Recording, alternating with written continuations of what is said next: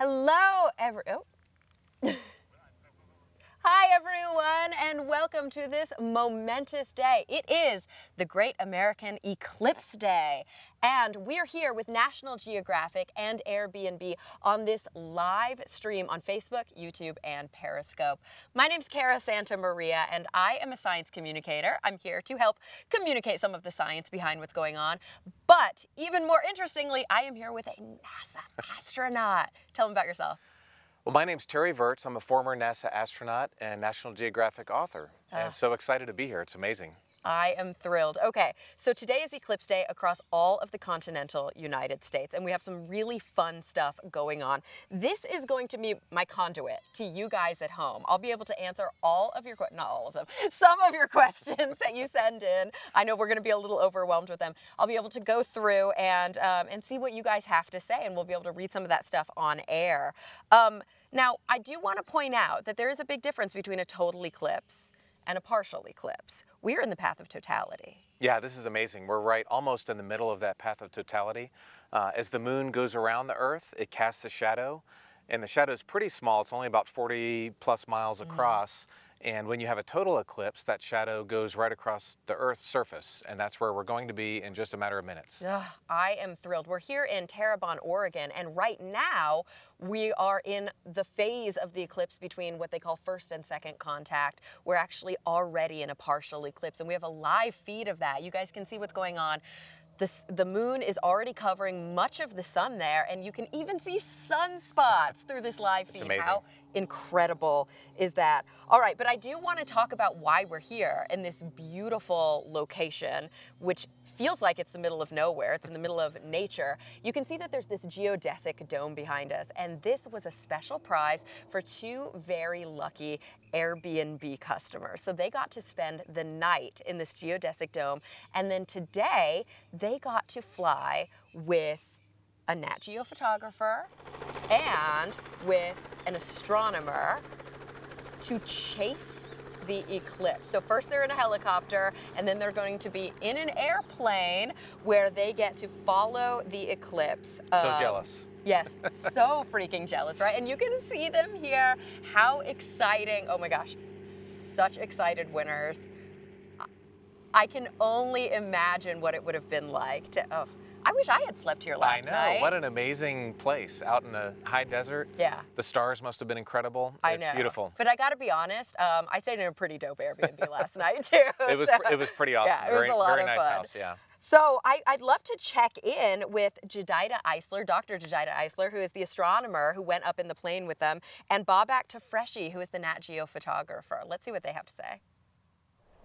Hey y'all, it's Dr. Jedida Eisler. I'm an observational astrophysicist and a lover of the night sky. I'm so excited about what's going to happen. Babak Tafreshi, I'm a night sky photographer working with National Geographic and the founder of the World at Night program. So the whole life I was involved with night sky and a fan of astronomy. So it's almost like we're doing the coolest thing one could do if one were going to watch a, say, once in a lifetime solar eclipse. We're going 35,000 feet in the air to watch the eclipse. Yes. In a private jet. Are you excited? Yeah, that's the best place, I think, to see the coming shadow and the going shadow. And it's much faster than our plane, almost 6 times faster. Yeah, it is. Yeah, it is. There's no way we're going to keep up with it. So all of those of you who are excited for us, we're excited too, but we're not going to be able to go with the shadow. It will pass us very quickly, but we'll still get a very unique vantage point that we're really excited to see. Yeah, I think we get 15 to 20 seconds more totality by being on the plane, chasing the shadow. So it's slightly more than the ground. But the main benefit, I think, it's just to be among the first people to see it, probably less than 10 minutes before the others on the Lincoln Beach. I love it. I love it. Yeah, I think that's true, right? Getting to see it early is always fun. I would watch it at any time, but if I could watch it at 35,000 feet, I will. Every eclipse is different, depending on the ambient environment that we're seeing. It could be with some clouds, reflection of the clouds, colors in the clouds. It could be the shadow coming, could be people and their emotional reactions. So I'm going to include many of those in the opportunity we are going to have on the plane. We have guests, and probably it's their first total solar eclipse, so I'm going to capture those emotions, as well as close-up of the eclipse. As I said, you know, those streamers coming out of the solar corona are better visible from our altitude. They are. But my main aim would be to capture this shadow coming, especially when you're up in the air, you see the cone of the shadow much more clear than being on the ground. So all these together, I think it will be a very diverse total solar eclipse for me. So the next time you see us, we'll be 35,000 feet up, looking directly near the sun with our protective glasses on. We hope wherever you are, you get a chance to watch it or experience it in some way. It'll be fun. See you soon. Bye! Oh my gosh, so excited. I'm really jealous that I'm they're totally up there jealous. in that plane right now. They will have bragging rights. They will absolutely have bragging rights. Okay, so let's recap a little bit of what they mentioned. During a solar eclipse, it's really quite a simple concept. It's that the moon is in front of the sun. That's right. And we happen to be in that path, which is, there's a fun word for this. It's called syzygy. Syzygy. I said it wrong. I always say it wrong. Syzygy. And that's when the planetary bodies align just so perfectly. And most of America is actually in what they call the penumbral shadow, which is the almost umbral shadow, the large shadow that's cast down. And that happens during a partial eclipse. Most of America is in a partial eclipse. Right. There's a skinny line, you said earlier, 40 plus miles across. That is the totality line where you'll be able to see the sun, or the sun be completely blocked by the moon. That's right. Now, these different phases require different types of protection, so maybe we should do a quick safety They do. lesson. We'll do a demonstration. Yeah. So don't do this unless you have some approved glasses on, but I'm going to actually look at the sun with the approved glasses, and you can see, it's amazing. You can see the moon has taken a significant bite out of the sun right now with our glasses. Wow, I have to just point out real quick that my safety glasses are a little cooler than his safety glasses. Again, bragging rights. I'm losing all the bragging rights here. And we should mention that they need to be ISO certified glasses. That's there are some fakes out there, which is a huge bummer. Why would somebody do that? These are not normal sunglasses. Yeah. So, and also when you're in a partial eclipse, it doesn't make the sun any worse. It's not more dangerous than it is on any day. But on a normal day, you're not going to stare at the sun. And when there's an eclipse, you're interested to see what's going on up there. That's why it's more dangerous. It's just the likelihood of you actually staring at the sun. Absolutely. And the closer and closer that we get to totality. So if we look at our live stream right now of the sun, you'll see that it's a big bite has been taken out. The moon is really covering a bunch of the sun. But as it gets closer and closer to the sun being a sliver, it might not feel as much to your eyes like it hurts if you tried to look at it. It might not feel as bad. And that's when it's the most dangerous, because you won't have that natural inkling to squint. And you should never look at the sun. The sun is way too bright. It will damage your eyes. So even if it's 90% covered. Even if it's mostly covered. 90% covered, you cannot look at it without eye protection. You want these ISO certified glasses. There are also some cool toys out there, and maybe you already have them. It might be too late to get them if you don't. Like, I have a pair of solar safe binoculars, so I can actually turn up and look directly at the sun. Oh my gosh, and I can see sunspots. I'm freaking out right now, you guys. I'm going to be doing this quite a bit throughout this stream because I can't get enough of it. I can look directly at the sun with my binoculars. Terry's doing some incredible photography right now. That's right, but I have a special solar filter on the front, so you do not want to look through a normal camera at the sun, because that will be even worse than looking at the sun. It'll be like a magnifying glass focusing those dangerous sun rays. You remember doing that with a magnifying glass with ants when you were a kid? Ooh, but we all did that. Yes, we did. So you don't want to do that on your eyeball. No, absolutely not. And if you happen to be in that narrow band of totality, once the sun is completely blocked and the moon is covering it up, then you can take your glasses off and it'll be safe for a minute or 2 minutes, however long you're in the path for. But until then, you have to have the protection. Yeah, and so look it up, make sure you're in totality, and you'll know. I mean, it's a very specific look, being in totality, but that's the time when you can actually remove your eye protection. You can look straight at the sun because the sun is completely blocked by the moon, and all you can see is that faint corona. And the truth is, if you try to look at the sun with your protection, because these are so dark, during totality, you actually won't be able to see anything. That's the moment. It's when the sun sets in the middle of the day. This is what I think a lot of people don't realize. In totality, it's going to get dark. It'll be dark. It'll be cooler. The temperature will drop. Yeah.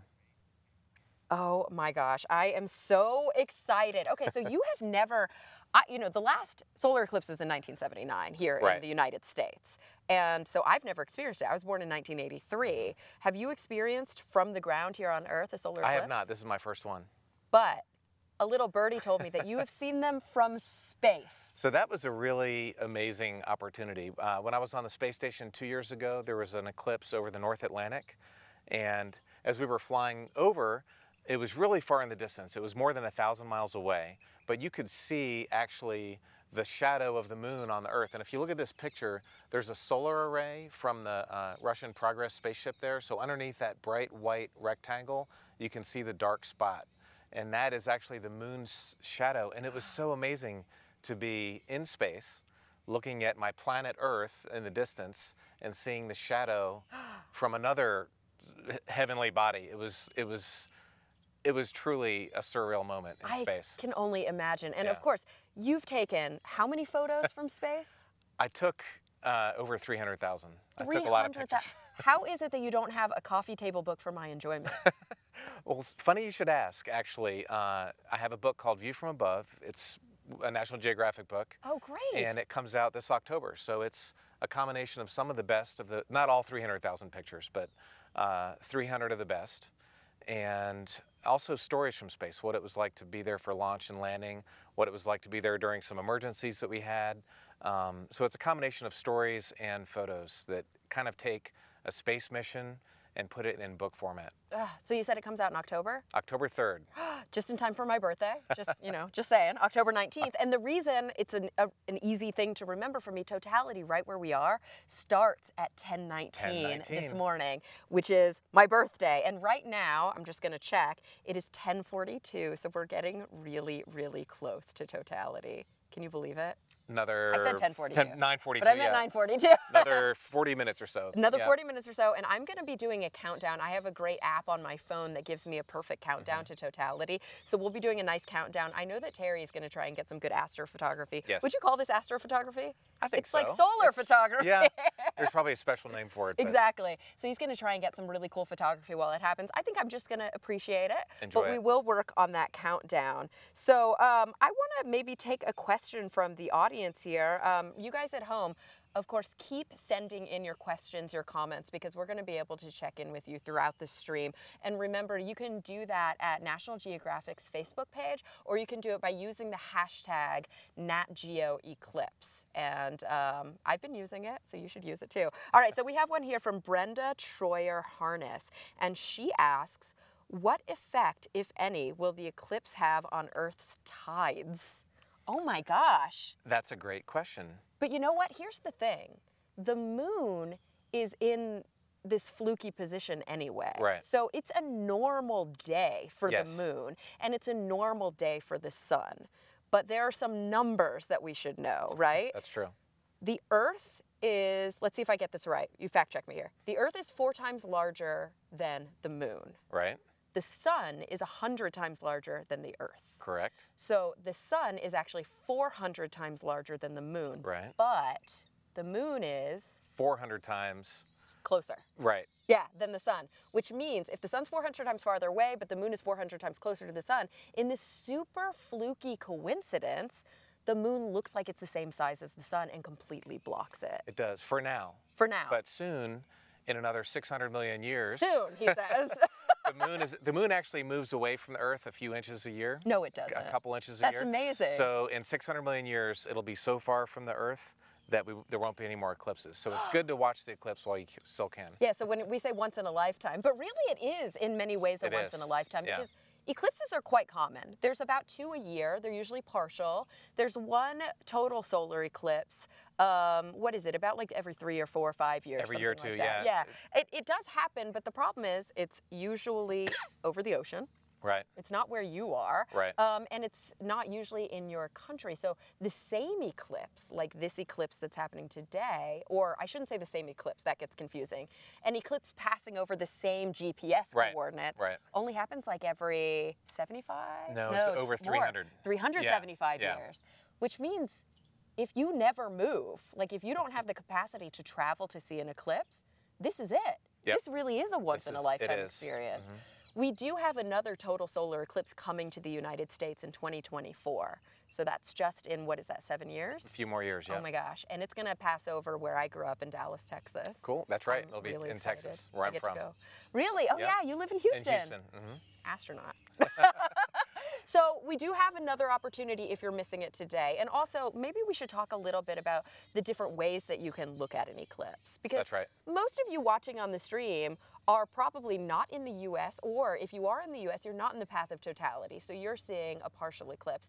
It's a very special thing to be within that path of totality. I think you were telling me earlier, 1 in 1,000 people? Yeah. I've seen the statistics, less than 1 in 1,000 humans ever get to see a total eclipse. So you're pretty lucky if you do. And even if you're in the path of totality, if it's cloudy, you're going to miss it. That's true. There's some So, cloud there's cover some cloud today in some coverage, parts yeah. of the country. Yeah. So hopefully they'll be able to enjoy it here on the stream because we Right. have this wonderful telescope that's really powerful with a solar amazing. filter trained on it. So you can see, oh my, it's so crazy that you can see sunspots. It just blows my mind. But also the moon is occluding it. And something that I notice when I talk to a lot of people who have seen total solar eclipses is that you can't tell that it's the moon during the day, right? Because the sun is so bright that the moon, Terry's taking some photos, he's gonna be doing this throughout, that the moon, it really looks like this dark disk, almost like a hole in the sky. And as the moon actually covers it up, sometimes people get scared. They actually feel like the sky has ripped open and there's this hole that's coming at them. It's a very visceral experience. I have no idea what I'm gonna do. I might cry, just to warn you. I might cry, I might scream, I might be afraid. And also, did you know that animals act super weird during eclipses? They do, yeah. They don't know what's happening. They think it's nighttime all of a sudden. And so I was reading up on this. Dogs can sometimes get really scared. You'll hear that birds will roost. They'll actually go to bed for the night. Roosters will cock-a-doodle-doo when the sun comes back out because they're like, what is happening? But 2 things that I found super fascinating. Apparently cows don't notice. They just don't seem to have a reaction. And they found this out. Yeah, they found this out by doing a lot of cool citizen science during I think there was an eclipse in like the 1930s. And scientists asked people to watch their animals and take notes and write in and tell them what happened. Wow. And cows don't seem to notice. Chimpanzees, our closest cousins, will look up and actually See what's look happening. at it in awe. Without glasses, though. That's the problem. That's a huge bummer. They don't know about ISO protection. That's right. Oh, we need to get the chimps some We do. solar glasses. Oh, we need to start a new nonprofit for that. So crazy.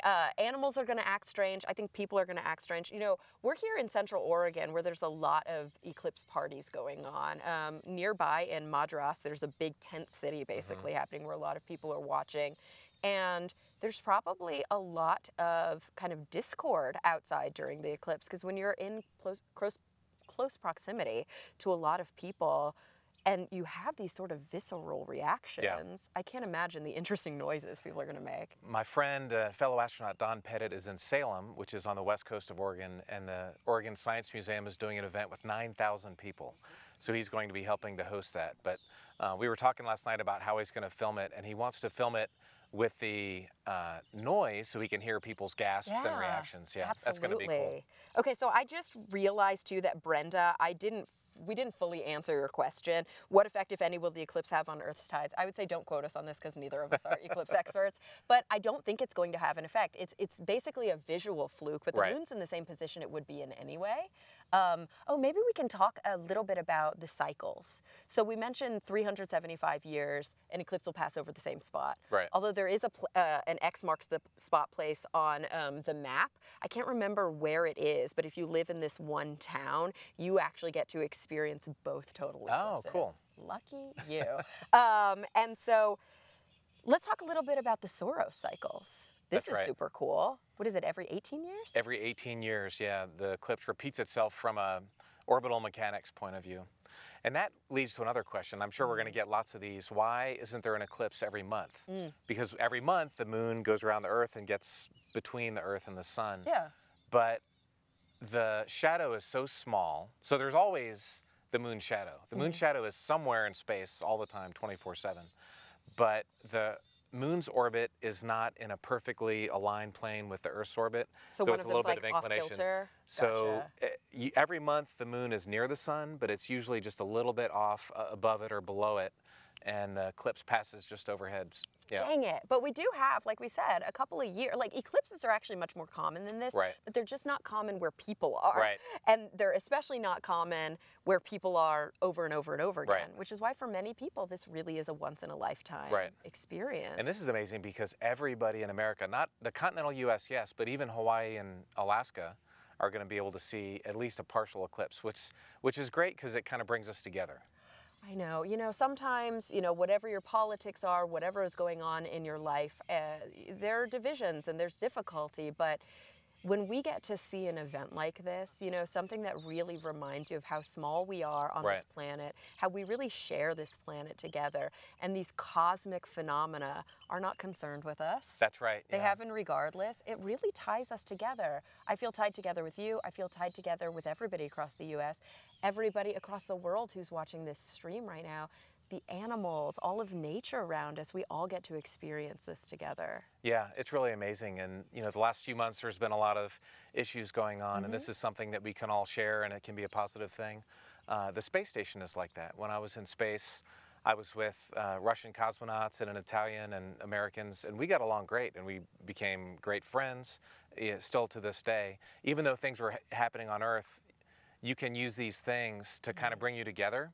And I think that may be the best thing. The physics are interesting, the experience is interesting, but hopefully, bringing folks together will be the most important thing that happens. Absolutely, and people are getting together all over the country right now to celebrate. We actually have a photo here of some National Geographic staff in Tennessee who are getting ready. Oh, look at their t-shirts. I love it. Who are getting ready for the eclipse. And of course, we are on the early end of this because we're in Oregon, and the path of totality is moving west to east. So in many ways, we're some of the first people who get to experience this. We are very lucky, and my friend on the TV in Baltimore, Fox 45, the meteorologist sent me the map, and so on the west coast it's great, and in Tennessee it's great weather, but in the middle of the country there may be some clouds, and in South Carolina there may be some clouds. So, it'll still get dark out, but you won't be able to necessarily see the moon covering up the sun. And that's when I say, luckily in 2024, we'll be able to try again.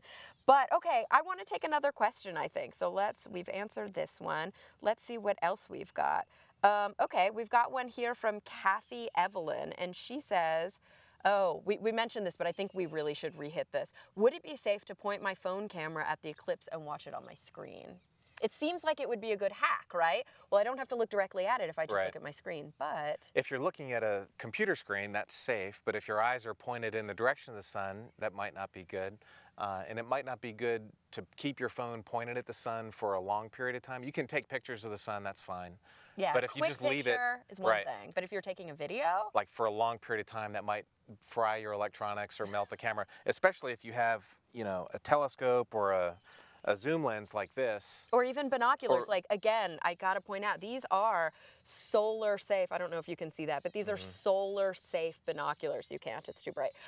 Which means that they have this super dark lens over the end that's cutting out all the radiation that could be damaging to our eyes. And I think another point that we should mention, what you don't want to do, if you got a solar filter and you're really excited to be able to use that solar filter, you don't put it between your eye and the lens that's closest. You have to put it between the lens that's farthest away from you, because this lens is magnifying the sun's rays. That's right. And it could tear a hole right in your filter if you put it close to your eye, or it could let some of those harmful UV rays in.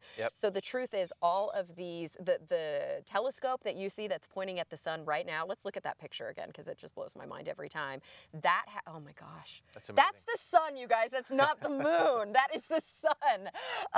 That telescope has a giant solar filter on the large part of the telescope, the big lens that's towards the end, and that's what's protecting us. And Terry's camera that he's taking photos with right now, it has a big solar filter on the other side of the camera. It's right in the front, protecting him. Yeah, so we've just got to be really, really careful not to hurt our eyes first. That's more important, and maybe not to destroy all of our fancy electronics. All right, I want to see if there's another.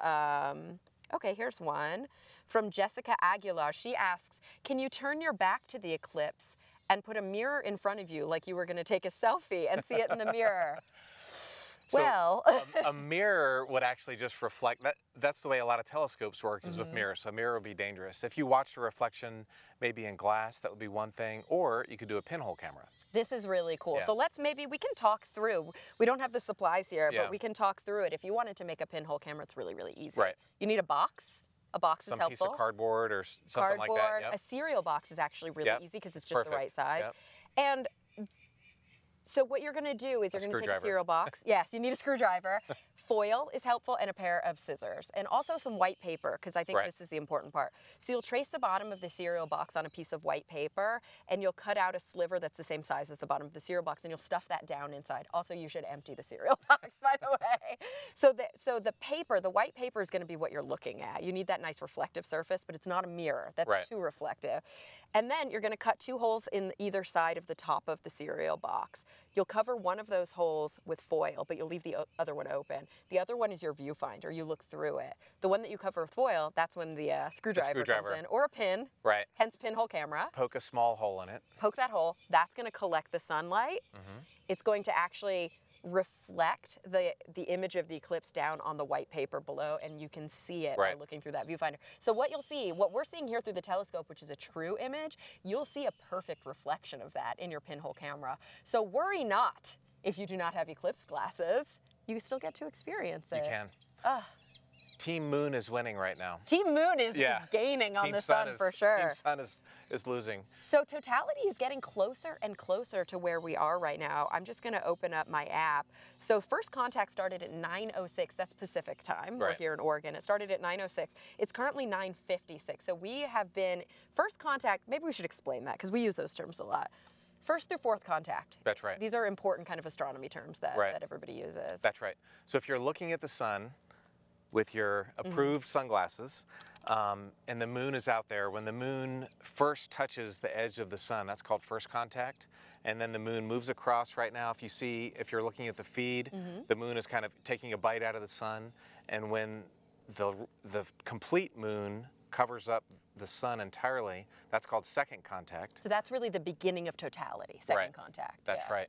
And then as it moves across the sun, once totality ends, that's called third contact. And that's only about a minute and a half later here where we are. Some places it'll be seconds. For the longest in America, it'll be just over 2 minutes. That's third contact. And then the moon will move away. The Team Sun will start to be winning again. Yep. And when the moon finally moves away from the side of the sun, that's called the fourth Fourth contact. Fourth contact, yeah. And so we're in between first and second That's right. contact right now. And it's between first and second and between third and fourth contact where you have to use that ISO approved solar protection That's for your right. eyes.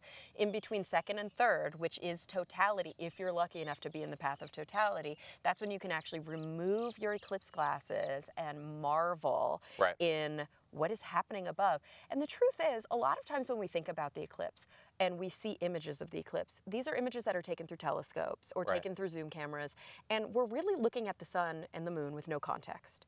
But part of the joy and the awe of an eclipse is actually not looking at the sun, but looking around you. Right. It's going to be dark as night. Right. It's going to be cold. And the color, apparently, of the sky, of the ground, of your skin is a color that's almost indescribable because this is a type of quote-unquote night that we've never seen It's not before. normal night, right? That's what I'm most excited about, to see what the color is. Here in Oregon, there is a forest fire nearby here. Yes. So there's a little bit of dust in the air. It's still a beautiful day. So I think that dust is going to make the colors really maybe orange. I don't know. We'll see. I'm excited to see that. Absolutely. So guys, I'm really excited because we are able to get on the line right now with Andrew Fazekis. He is in Myrtle Beach. So totality is not as nigh for him there in Myrtle Beach, but he is a Nat Geo journalist. He writes about this stuff all the time, and he's going to be able to share some interesting stuff with us. Hey, Andrew, can you hear us? You bet I can, yep. Happy Eclipse Day. How you doing, buddy? Oh, very good, very good. I'm actually on the beach. I'm actually south of Myrtle Beach now. I'm in the Isle of Palm. I made the trek down here. It's about an hour-and-a-half drive south, just very close to Charleston, right in the path of totality. And I'm in the middle of like thousands of people. I can't believe it. It's like, and they just keep coming onto the beach. I'm like, I'm really stoked because you could feel the energy around here. It's amazing. That's incredible. So how is the cloud cover looking? Do you think you're going to have a clear shot? It's not going to be clear, that's for sure. I can tell you that there's a lot of cloud. There's a high clouds. We're hoping for like this microclimate effect on the along the coast here, and I can't see the sun through this high deck of clouds. So if it stays the way it is, we should be able to see the sun and definitely darken. I mean, there's no question about that. Absolutely. So Andrew, I wanted to ask you about an incredible opportunity that individual eclipse viewers have. You know, a lot of us were lucky enough to get our hands on a pair of eclipse glasses that we can use to view it. But, you know, once the eclipse is over, what do you do with those things? Well, that's right. So some people are thinking, well, I might keep my glasses for the next eclipse, but that's in 7 years, in 2024. And the polymers that are used in the solar eclipse glasses aren't really able to last that long. Oh, good to know. And they're about 2-3 years lifetime. So if you're planning on putting away, it's just not gonna work. They're very inexpensive too, so you can always go out and buy them for the next one. So what the suggestion that Astronomers Without Borders, this amazing nonprofit, which, by the way, this full disclosure, I'm also involved in, because I love this idea of why not, instead of wasting your glasses, donate them to schools in Asia and South America that will experience their own totality full eclipse in 2019. And so this is a great way that folks can recycle their glasses and have another group of people on the other side of the world enjoy this amazing moment that we're all going to experience today. That is such an incredible opportunity. You know, I have some paper glasses. I have these really cool eclipse shades that I'm rocking right now. And I would love to be able to contribute to the education of some school children in parts of the world where maybe it's not so easy to get their hands on this. So you said Astronomers Without Borders. That's who we can donate our glasses to? Exactly. So astronomerswithoutborders.org. Online, you can go and visit them. They're going to be announcing very soon where and when to do so. Hold on to your glasses just for a little bit. Just hold on to it, and we'll be sending out instructions on where you can send your glasses into. And we'll have corporate partners who will help us gather them from across the country, and we're hoping to just send them en masse somewhere else so they can get reused with love.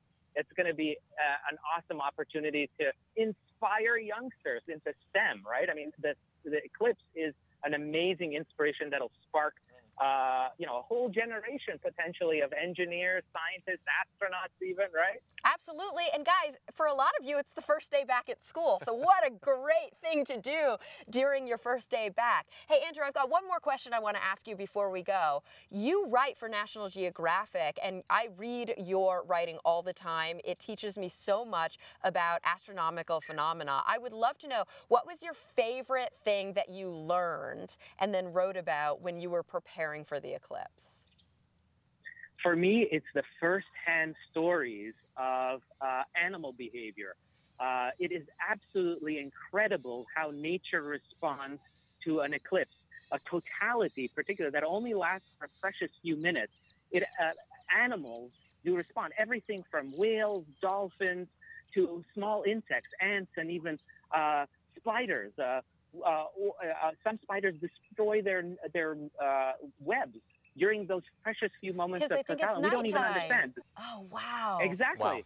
Wow. Yeah. So there's a lot of things, and there's actually a cool app out there called Life Responds. It's through iNaturalist. It's by the California Academy of Sciences, and they, if you download this free app, they're collecting your stories from across the country of what you're seeing in wildlife around you. It could be ants, or it could be birds, whatever you're seeing, and this will be used by scientists, by behavioral ecologists to understand how wildlife really responds. That's incredible, guys. You should contribute your knowledge. If your dog is freaking out, let them know. Andrew, thank you so much for checking in with us. You bet, and I wish everyone clear skies. Definitely.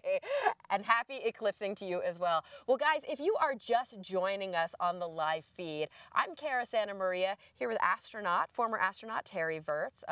This is kind of my most special, happiest day of my life, I gotta be honest. And we're here in Terrebonne, Oregon, viewing totality. We're getting closer and closer to totality. We're in a partial eclipse right now. We are here with National Geographic and Airbnb. We're live on Facebook, on Periscope, and on YouTube, and we are taking your questions and comments. You just can reach out through the National Geographic Facebook page or on Twitter using the hashtag #NatGeoEclipse. It is 10:06 a.m. Pacific time. We're minutes away.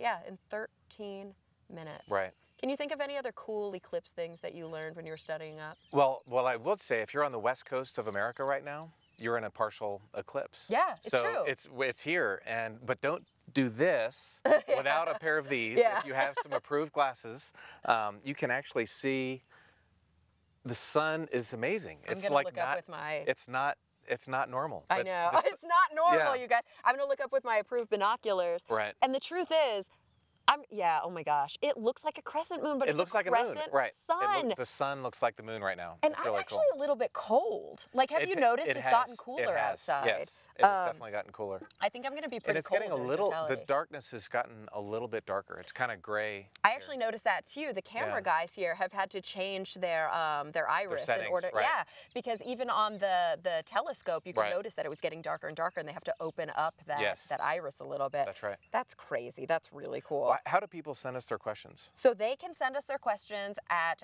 National Geographic's Facebook page. Okay. And they can also send us questions on Twitter using the hashtag #NatGeoEclipse. Okay. Yeah, so we've got so many cool ones. Okay, I've got one here from Charlotte T.U. Charlotte T.U., I hope I'm pronouncing your name right. And Charlotte asks, when was the last time that this happened? Charlotte, that's a more complicated question than you might know. I think the easiest answer to that question is that the last time that a solar eclipse that had totality, a total solar eclipse happened in the continental United States was in 1979. That's right. And so Before you were born. Yeah, for many of us watching today, Right. that was before we were born. And even for many people who were born then, who didn't get a chance to see it, right? This is their first opportunity, Yeah. which is incredible. It is. This is my first time ever seeing it, and there's millions or tens of millions of people. This will be their first time ever, and maybe only time ever to And if you experience think this. about it, in 1979, there were no live streams. Right. So for a lot of people, this is the first time that even if they're not in totality, they've been able to tune in with us Right. and experience this once-in-a-lifetime event. I've heard this is going to be the most photographed event in human history, so we'll see if that's true or not, but everybody seems to be talking about it. It's true. We were talking this morning about, is this going to be the biggest astronomical event? Is this going to be the most photographed event at all? And I was like, Right. no, but the Mars rover, during the Mars rover landing, it was awesome. And he was like, Cara, we're nerds. Yeah. We thought it was awesome. Yeah. Even if you're not interested in science and have no idea, you can't miss this. If you're in the path of totality and you're awake, you're going to notice that the sun disappeared for a few minutes. Absolutely. And the truth of the matter is, we can get really heady with the science. And I think we will. After totality, we're getting so close, so I don't want to start a crazy conversation, but after Right. totality, I'd love to talk a little bit about general relativity. I'd love to talk about Einstein and about some of the incredible predictions that were actually proven by being able to observe a total solar eclipse. But there's a big spectrum. If you're viewing a total solar eclipse, you can really appreciate the deep, incredible, telling science that's happening. But you can also think of it just this simply. We're here. There's a thing in front of a thing. That's all that's happening during a total solar eclipse. The moon is here. The sun is there. The moon is blocking the sun. They happen to align in such a way that to our own eyes, they look like they're the same size. It's a shadow. It's a shadow. It's just a big shadow. And the cone, that central part of the shadow, is called the umbra. We are slowly going to be within that umbra. Right now we are in the penumbra, which is the shadow that's around it, where Right. most of the U.S. is going to be. You can hear people squealing in the background. It's Our mics probably didn't pick that It's up. starting but to get dark, and people are starting to scream. to freak out a little. And here's the thing. If you read a lot about eclipses and the personal experiences that people have had when viewing eclipses, their responses really vary. For some people, this is a religious experience. For others, it's just a really cool sciencey thing that they get to geek out about. And for yet others, people actually get scared, you know? Well, imagine if you didn't know this, if you couldn't predict that it was coming hundreds of years ago or thousands of years ago. You would have no idea. People made up mythology to explain dragons eating the sun and that kind of thing. And so unless you know it's coming, it could really be frightening. And for some people, even knowing it's coming, it's you get that cognitive disconnect. Yeah. It's like, we know it's coming, but I don't think we really are prepared. I don't think anybody can be truly prepared. I'm shivering. It's cold out here. It is getting actually pretty cold right now. Cold. Yeah, it is. Why am I wearing a tank top? We are getting really, really close. It's 10:11, you guys. So that means that we have only 7 minutes, 8 minutes, 7.5 until totality. It's coming up. And I don't know. I mean, I know what to expect in my mind, but emotionally, I'm not sure how prepared I'm going to be for this. I may cry. I just have to warn you. And I won't be able to touch up my makeup. So you may have a raccoon host during the rest of this live stream, which is fine. That's fine, right? It's okay.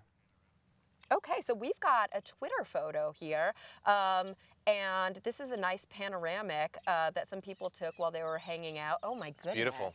It's so stunning. And of course the sun is still high in the sky there, but soon it will be completely darkened by the eclipse, which is just incredible. Can we check in on the live stream again, you guys? Because I want to see how close we really are. Is that not stunning? That totality is already happening over the Pacific Ocean. Oh, and it's racing at us at 1,700 miles an hour. It's racing at us right now. And of course, it's 10:12 a.m. where we are here. And I want to just make sure it's 10:11 according to my iPhone. And that's where my solar timer is. So it's 10:11 right here. I'm getting texts from friends who are like, I can see you on the stream. You're on TV. And that means that we are, you know, getting close to the countdown. That second contact is at 10:19 and 44 seconds if we're going to be. And I can remember 10:19. Because it's my birthday. Exactly. Everybody in America now knows when my birthday is. It's just turned to 10:12. So guys, we're getting really close. And what I'd like to do is as soon as totality's about to hit, I'm going to do a little countdown. I'm probably going to stand up from my chair and I'm going to just look up in awe. I know that, Terry, you're going to try and get some really beautiful photographs. Let's talk about some of the things we might see during totality. Well, the first thing, you don't want to look really until it's actually totality, because even at 99% covered, the sun can still be dangerous. So don't actually stare at it until it's actually fully eclipsed. But in the seconds immediately before the moon covers the sun, there are two things called diamond ring phenomenon and Bailys beads. And the diamond ring is called that because it looks like a diamond ring. You'll see an orange glow around the moon. And then when there's still a little bit of sun up, it's a really bright white thing. So it looks like a golden diamond ring with a big white diamond itself. So it's kind of like when we're basically starting totality, but it's just off kilter. Just before the totality, you get the diamond ring. And then as the moon passes in front of the sun, the moon is not a perfectly round object. There's craters, and so there's a bunch of divots on the moon. And as the sun's light kind of filters and flows through those craters, it makes an uneven shape. So if you looked at the shadow, it's almost like a hexagon or a polygon on the Earth. It's not a round thing.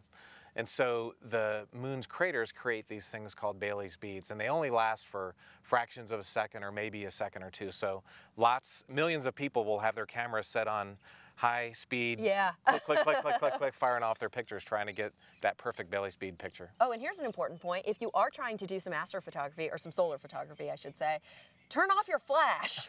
Make sure your flash is off. Otherwise, you're going to be really not happy with the way your photos Your flash will not light up the moon. No, it will not. No, it will not. So looking for that diamond ring phenomenon, looking for those Bailys beads. I've also heard about an incredible phenomenon that are called shadow bands. And it doesn't always happen, but sometimes you see this banding on the ground. And scientists still don't fully know what causes it, but they look like snakes.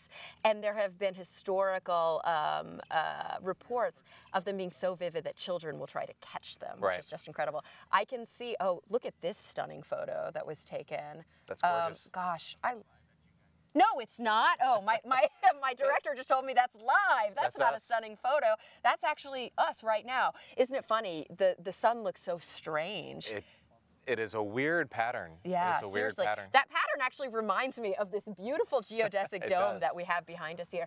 This was built for 2 lucky winners, and it was built by Airbnb. And so, in conjunction with National Geographic, there was a competition where 2 lucky winners got to spend the night in this geodesic dome, and they got to do some nighttime viewing with a National Geographic photographer and an astronomer. And now they are up in an airplane, you guys, chasing the eclipse, trying to get in some of those first images of totality. I can't even believe it.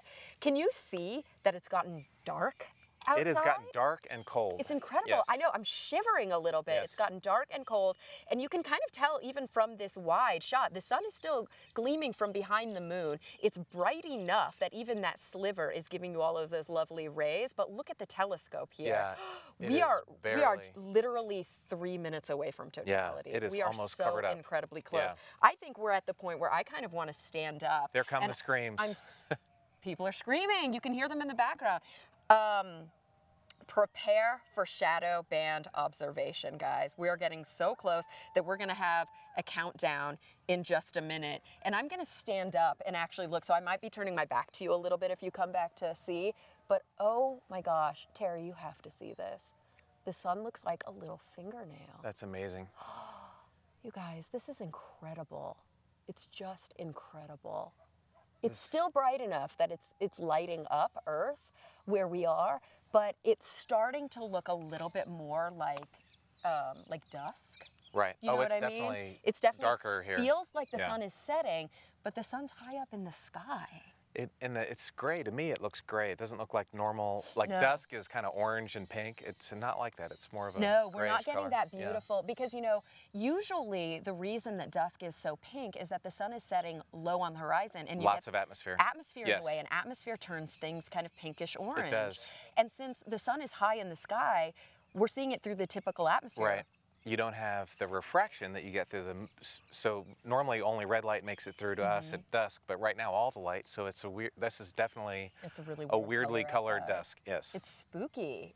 I mean, there's like a Halloween vibe going on. And I know that you guys can't see it because all of the cameras right now are trained on Terry and myself, Right. or on the wide view, or on the sun itself. telescope, yeah. But all of the crew, everybody who is here with us for this incredible event, the Nat Geo guys, the Airbnb guys back here, everybody has their sun protection on. They're looking up, and off in the distance you can hear people hooting and hollering because I can see a lot of smiles too, It's and a lot of crazy. awe and amazement. Yeah, I'm this kind is of amazing. freaking out. Yeah. I'm going to be honest. I'm kind of freaking out. It is It's almost there. 10:17 local time. We are 2 minutes away from totality right now, and we are so close. Look at that live stream. You can barely see the sun peeking out from behind the moon. It looks like a tiny little crescent, and it's like the opposite of what we would generally see.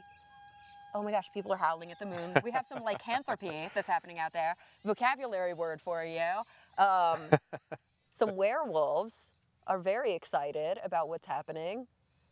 The moon is winning, Terry. The Team Moon is winning right now. Team Moon. Who's on Team Moon? I think I'm joining Team Moon for sure. Although, if it were like this all the time, there would be no life on Earth. Let's be honest. We That's wouldn't true. be able to survive. It's so dark outside. Can you guys see this? This is crazy. You need a jacket. I know, I'm so cold. Terry's gonna let me wear his NASA jacket.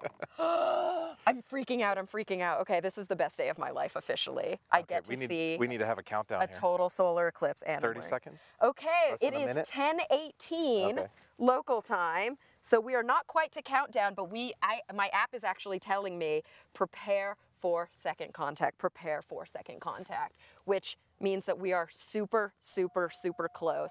I'm going to keep all of my viewing equipment really close by. I'm looking up with my solar binoculars. It's amazing. It's just incredible. You know what? I'm actually going to move over to my solar glasses Yeah. so that I no longer have to hold anything in my hands. There's just a little bit of sun left. Just a little. It's getting It's not really, even a crescent, it's just a getting really short dark line. outside. Right. Oh my goodness. We're starting to even see totality. Look, Yeah. there is a diamond ring happening right now. Wow. There is a diamond ring happening, and we're not even quite at. Nope, we're there. We're in totality. Yeah, guys, we're there. We're in totality. We're in the diamond ring right now. And as that diamond ring starts to fade, we're here. Here come the Bailys beads. Now we can look at it. Oh my God. There it is. Wow. You can see the stars. You can see the planets. Oh my God. You guys, I'm actually crying. This is the most incredible thing I've ever seen in my entire life. So you can see the sun's corona.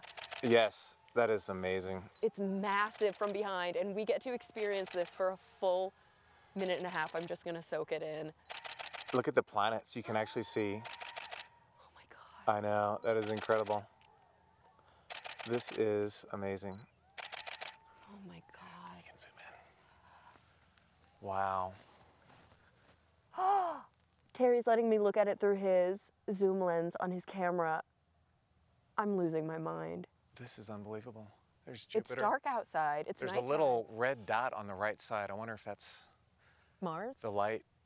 Yeah, it's hard to say. Oh no, yeah, that might be a Bailys bead coming through. Yes, around the moon. And here you go. I'll give you this back. Another thing that's an incredible phenomenon is that you have a 360-degree sunset right now. If you look all the way around you, you still see the warmth of the sun. Right. This is something you'd never, ever see on Earth except during a total solar eclipse.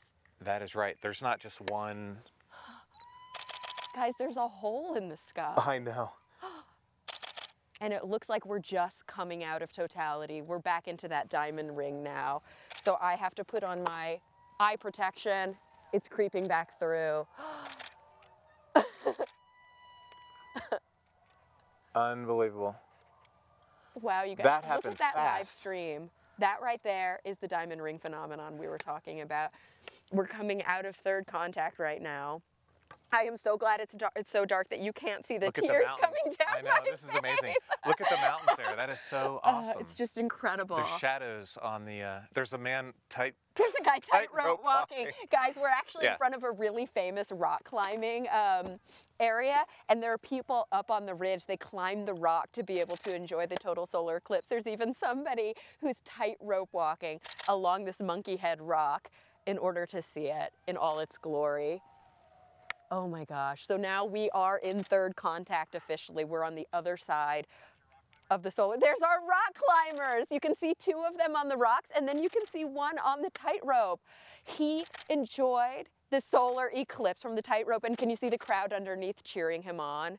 Okay, we're talking about having a once-in-a-lifetime experience. What about that guy? Congratulations to him for pulling that off. That is incredible. Just incredible. That was amazing. And it's starting to warm up again. It's starting to get bright again. Guys, we are here. If you're just tuning in, you just missed totality. Wow. We are here live on Facebook, on YouTube, and on Periscope with National Geographic and Airbnb celebrating this momentous once-in-a-lifetime experience. I mean, you can probably still hear that my voice is shaking. This was... I knew I wasn't going to be prepared for this. I knew I wasn't going to be prepared for this. And I'm still a little shaken up. I'm still crying. Also, We need makeup. yeah, we need makeup. No. Also, Terry Virts, former astronaut, former space shuttle commander, has allowed me to wear his astronaut jacket. So this is a doubly exciting day for me.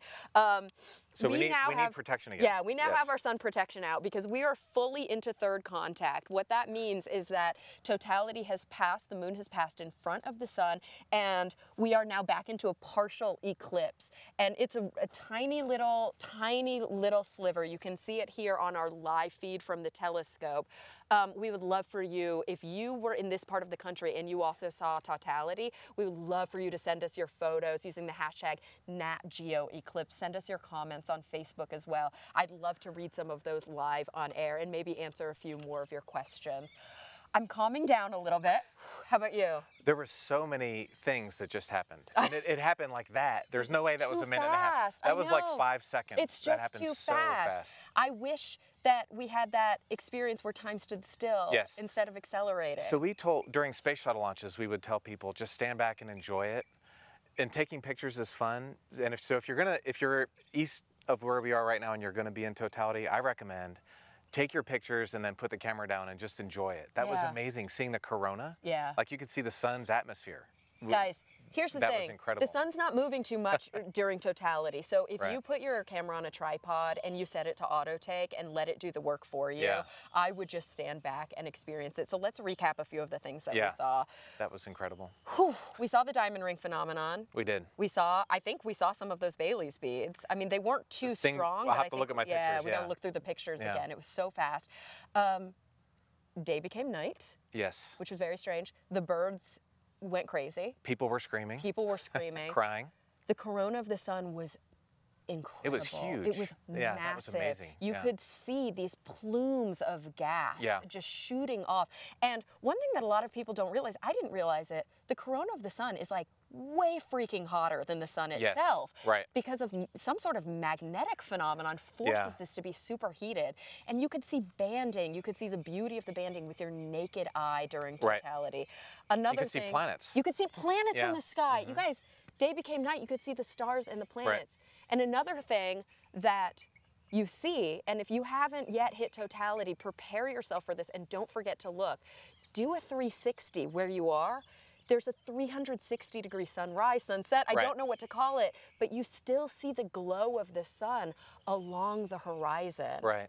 It's Normally sunset, there's just, red and pink there. on one side. But it was like all around us. Yeah. Stunning, It was amazing. you guys, absolutely stunning. Okay, I have all of my stuff in my chair. I'm going to reset a little bit because I want to see if any of you have reached out and sent us your comments and your Let's look. questions. And oh, look at the beautiful geodome right now, you guys. It's so pretty. We're so lucky to be here in Central Oregon with National Geographic, with Airbnb, with that stunning geodome behind us.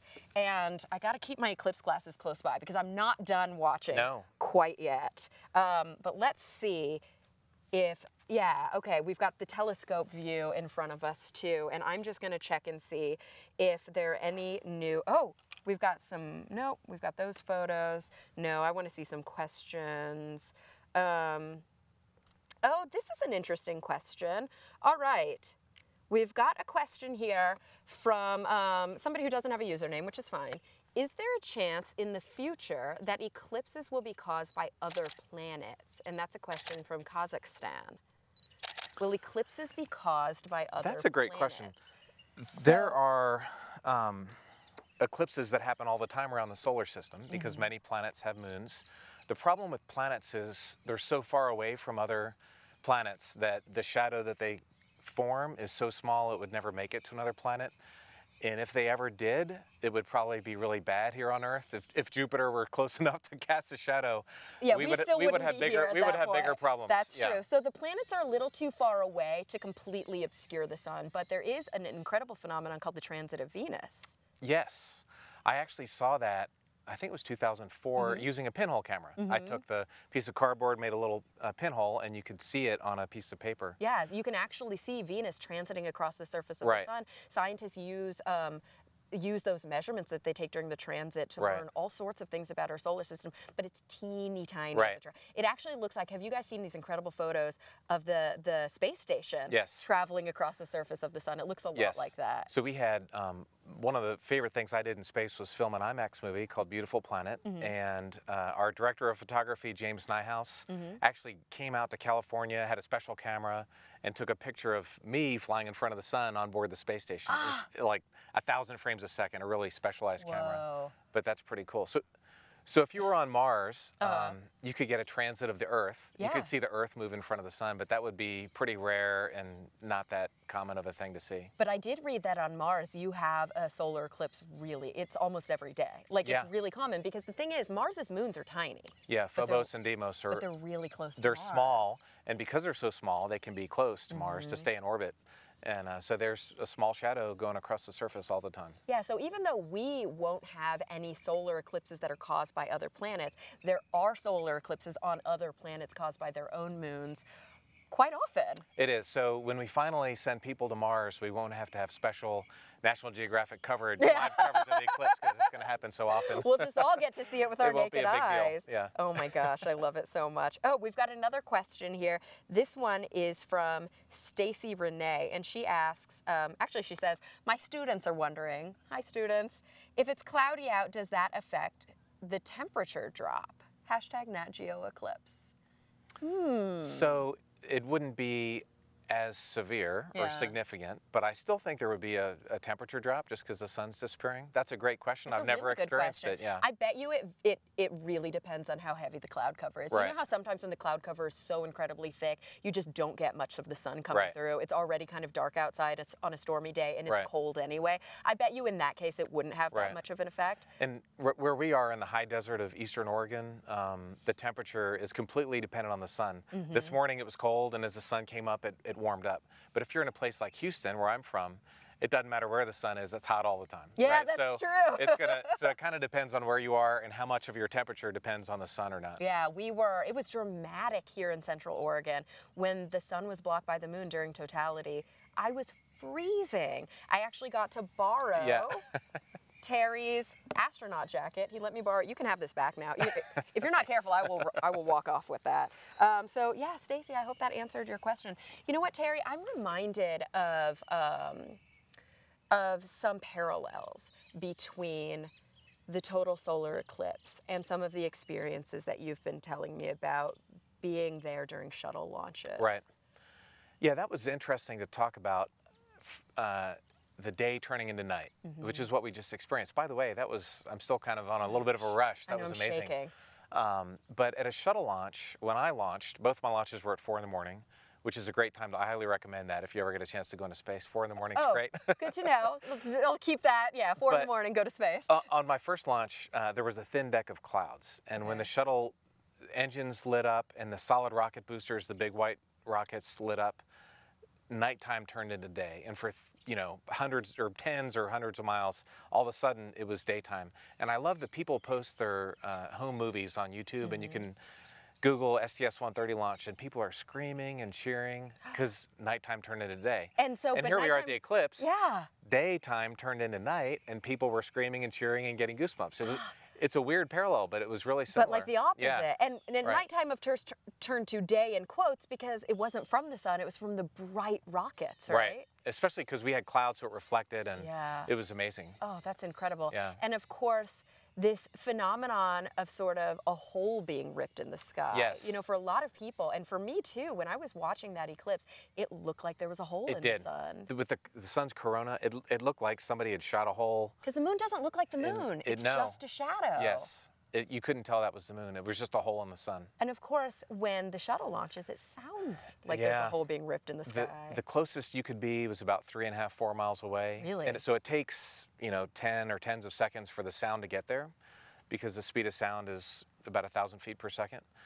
But when it finally gets there, there's this ripping and this violent shaking in your chest. You could feel it. And it sounds like the sky is being ripped in half. And just seeing the eclipse, it was a similar, different reasons, obviously, but it was a similar emotional experience. Just stunning. It was amazing. You guys, I'm still shaking. I can't even deal. All right, so I think we have an Instagram photo here of some cameras. Can we pull that up? Some cameras that were set up at Jackson Hole, where people were preparing to watch the eclipse. I think we can pull that up. If not, it's not a big deal. Maybe we'll be able to get to that. Oh, there we go. I love this. Guys, I love how this event brings so many amateur astronomers, so many everyday people who are getting excited about science together in order to experience this monumentous occasion. This is something we can all enjoy and experience together. It doesn't matter if you're an amateur astronomer or a scientist or have no idea about what a moon is to begin with. It's something that brings us all together, which is pretty amazing. Yeah, absolutely. Oh my goodness, you Here it guys, comes. we are about to break something huge. We are getting the first photos of our crew who is up in the plane taking a picture of the solar eclipse. Wow, it looks like they're in space. So they flew back Yeah. over the Pacific in order to get it before it came to us. And it does. It looks like they're in space. Yeah. So you guys can see this 360 phenomenon I'm talking about, where at the horizon, you see the glow of the sun, but up in the sky, it's utter darkness. It's blackness. 40,000 feet right there in the air where they took this photo. Yeah. What an odd perspective. That's what it looks like from space, especially that blue band. You can always see, not always, but at the right sunlighting, you can see that blue band. And if it were not for the airplane wing, you could tell me that was a picture from the space station, and I'd believe it.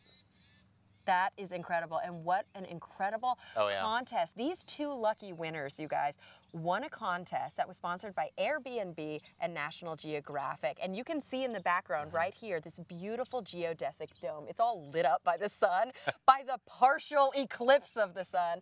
So they got to spend the night in this geodesic dome. They got to do some night viewing of the sky with a Nat Geo photographer, with an astronomer, and then this morning they went up in a private plane and they chased the eclipse. So let's talk a little bit about that, chasing the eclipse. Right.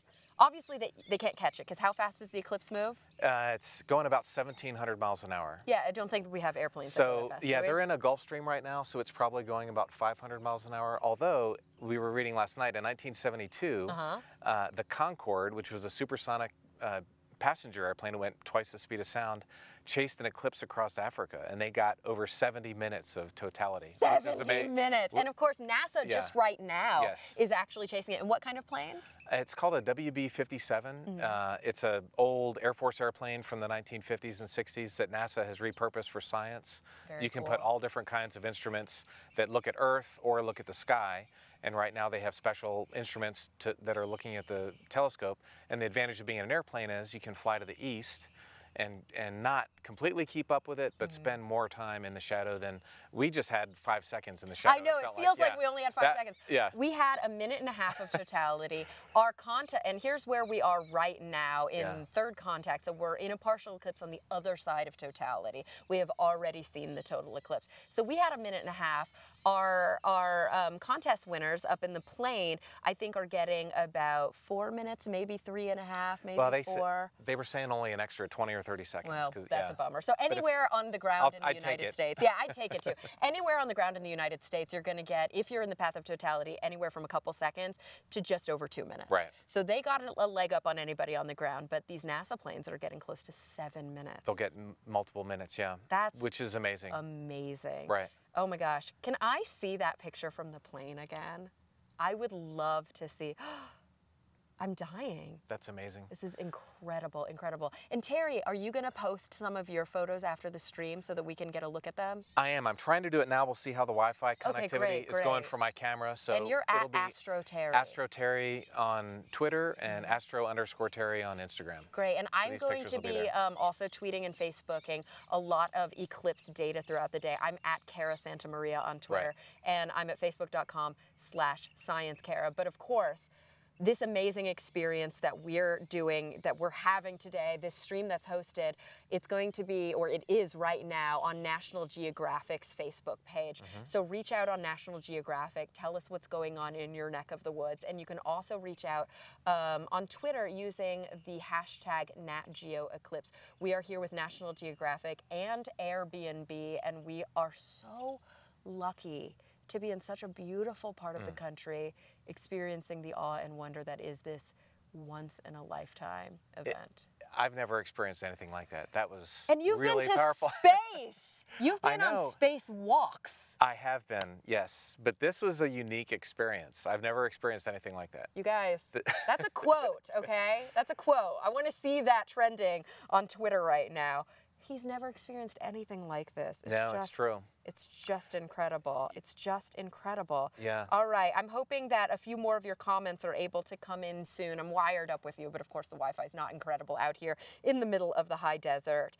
Let's see where we are.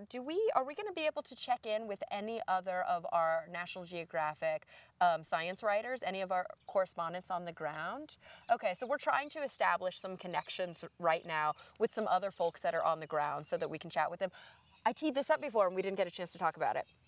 All right, we're about to bone up a little bit on general relativity. That's right, yes. Some of the science that's going on here. Yeah. So one of the amazing things that we just experienced when the sun disappeared, Team Moon was winning for a couple minutes, but I think Team Sun's back on the on the offensive. Team Sun is for sure back up. I'm just going to put on my super cool eclipse shades one more time. That's right. And take a look. It's so weird because it's like the opposite moon. It's like a crescent moon that's it's like glowing. a fat crescent moon But It it's is. the sun. It's orange. It's so an orange, strange. yes.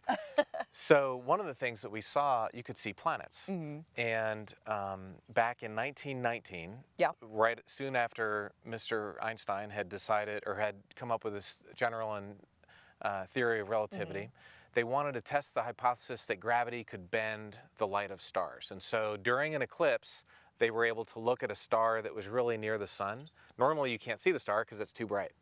But during an eclipse, it blocked the sun's light so they could see where the star was, only the star was a little bit not where it should have been, and that was because the gravity from the sun was bending the light of the star. So the star didn't actually move, but where it looked to us moved because the sun was like a big lens out there that kind of bent the light.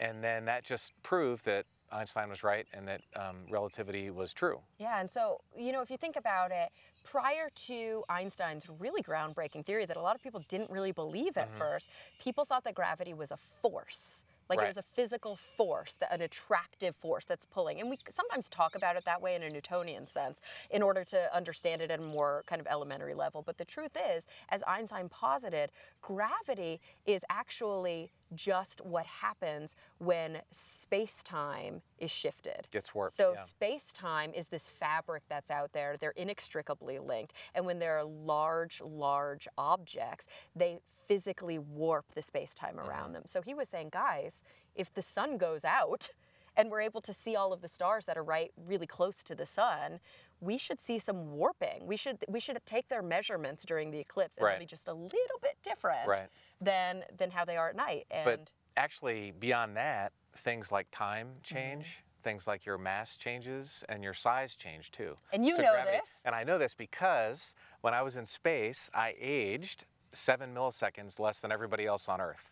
So I'm younger than I would have otherwise been. You might have noticed. You went back in time? Also, wait, so you're I didn't really go back in time, but time slowed down for me. Time slowed down for you. That's a better way to put it. So not only did time slow down for you, you grew? I did grow, but that wasn't from relativity. That was from a lack of gravity.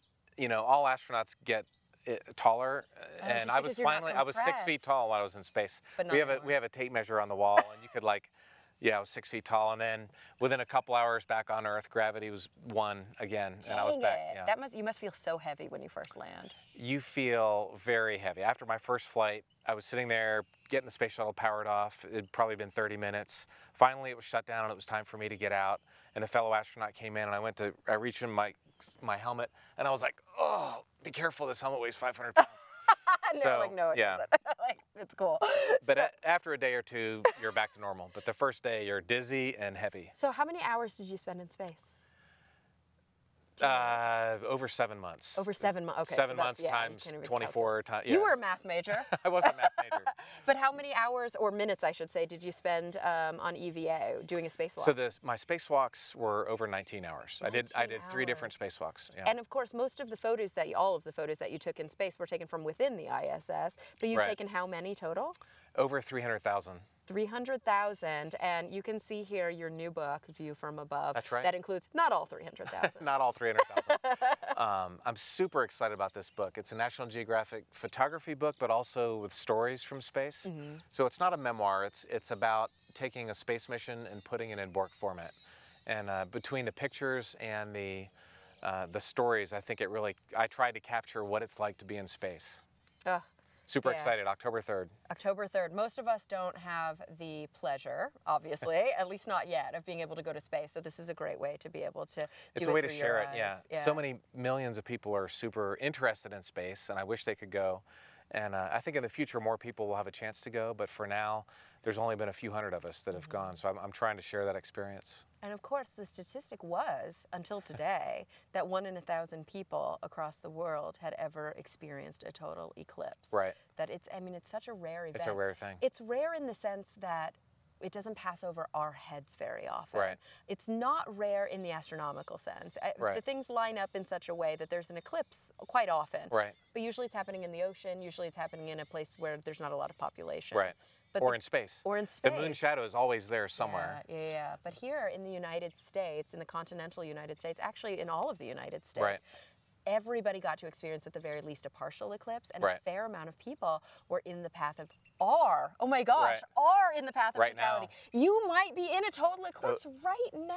It's passing over the middle of America right now. You guys, that's insane, and I want you to tell me about it, okay? So make sure that you use the hashtag #NatGeoEclipse, and there is our Nat Geo Eclipse. This is a live feed from our telescope right now.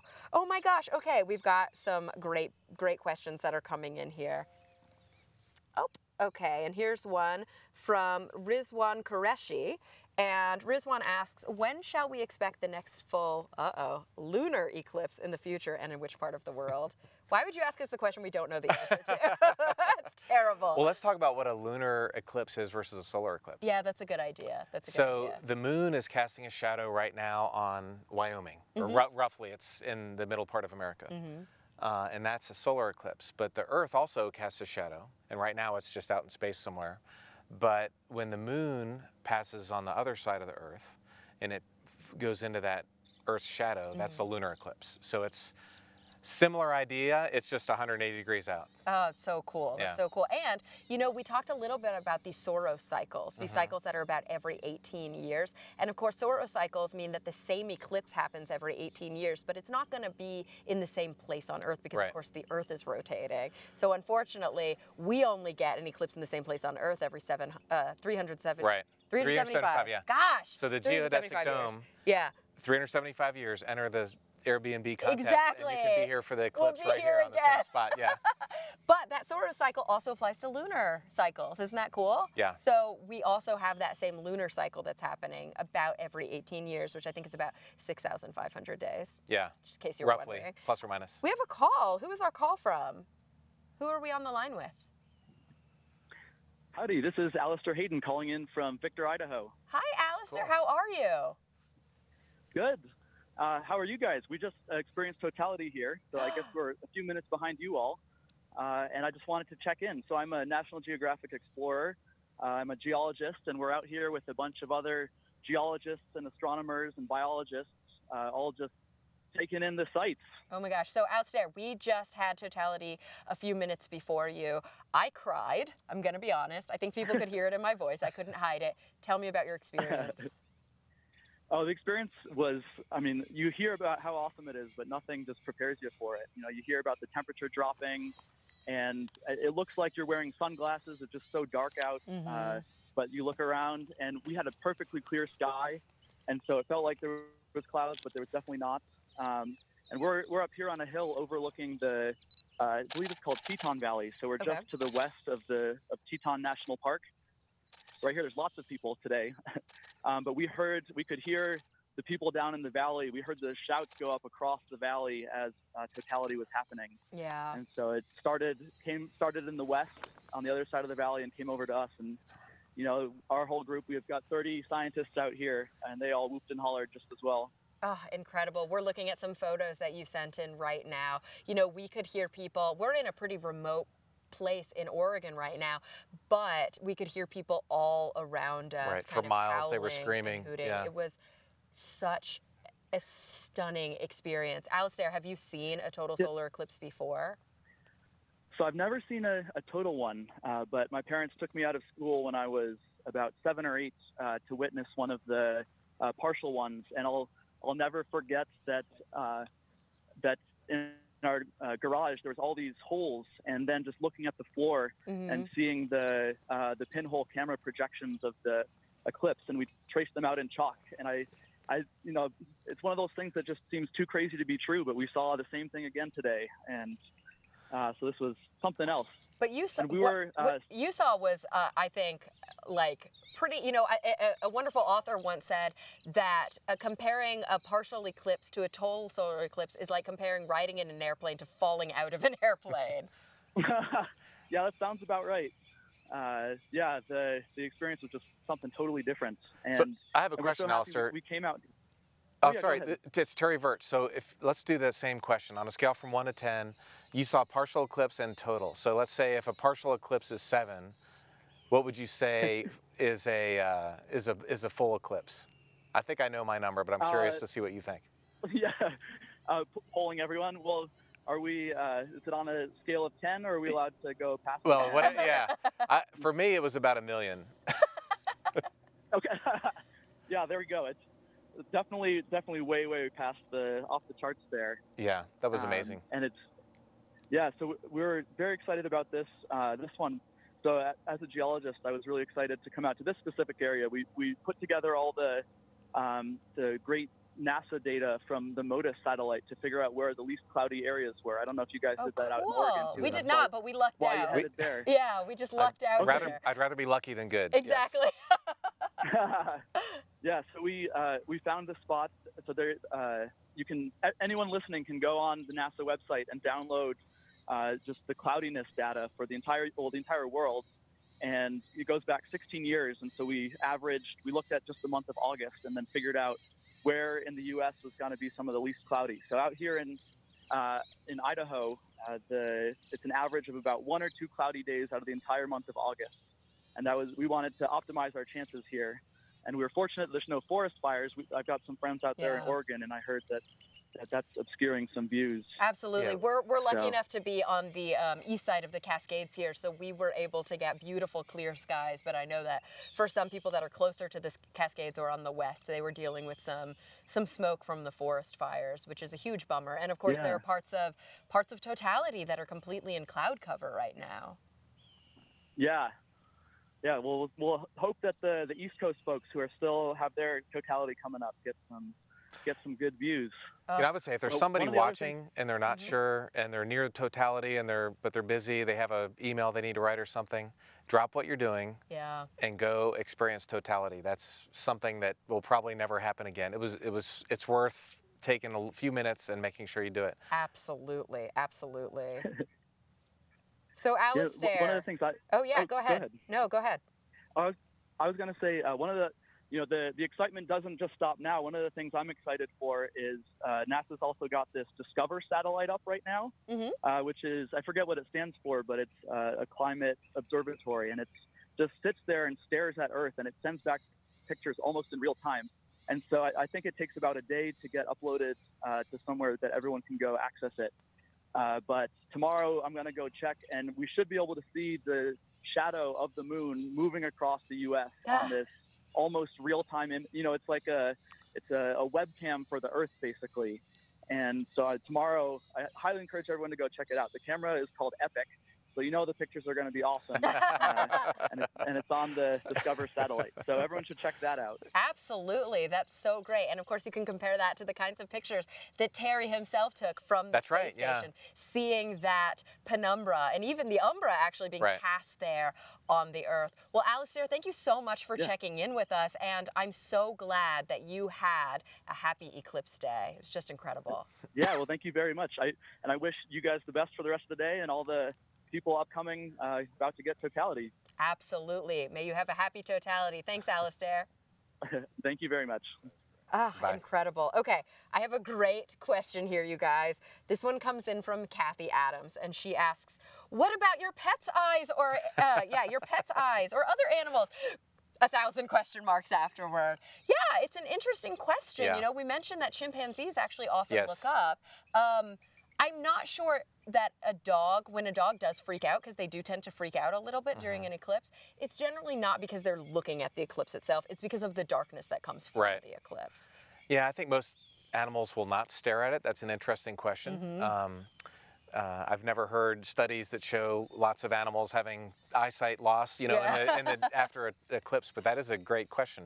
Yeah, I mean, I think the animals that we should be concerned about are the great apes, who have the curiosity brain and power the to figure it interest out, to go, what is going on, and actually look up. Right. And so hopefully they get to experience the awe of totality. Right, and they won't really want to look until it's totality, and during that minute or two it's actually safe to look, so hopefully it's not too bad. It's true. And I even noticed, and I think most of you will as well, the sun will tell you when you can look at it and when you can't. Right. It's perceptibly darker Oh, yeah. during totality. And when the diamond ring phenomenon happens and the sun just peeks through, it's blindingly bright. And Right. you have to put your solar glasses A on few then. seconds before totality, it's too bright to look at. Exactly. And then all of a sudden it's not. And then so all of a you know, sudden, right. totality's done before you know it, It guys. only lasts a few seconds. That's the thing I didn't realize. I mean, I'm like, oh, it's a minute 25. That's a long time. It's right. not it's enough. not. It's not enough. It's not And you know what's enough. interesting? In that 40 mile, or depending on where you are, how wide it is, band, if you're on the edge of it, it's only a few seconds. Like we drove 10 miles and added a minute to our amount of totality. I know, isn't that And incredible? the 10 miles south, it's not even in totality at all. So it's a really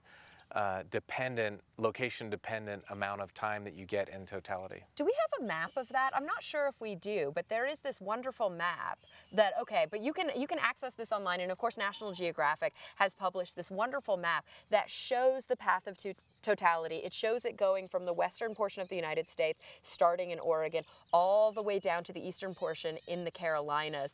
And you can see the band of totality, but you can also see the larger bands of the penumbral shadow, the larger shadow that's cast by the partial eclipse. And you can determine where you live within that and how much of the eclipse you're going to experience. And even if you're not within totality, I do recommend that you go outside and you look at what's going on. And remember, the partial eclipse lasts a long time. We're still within it right now. Can we get a look at that live feed of the sun?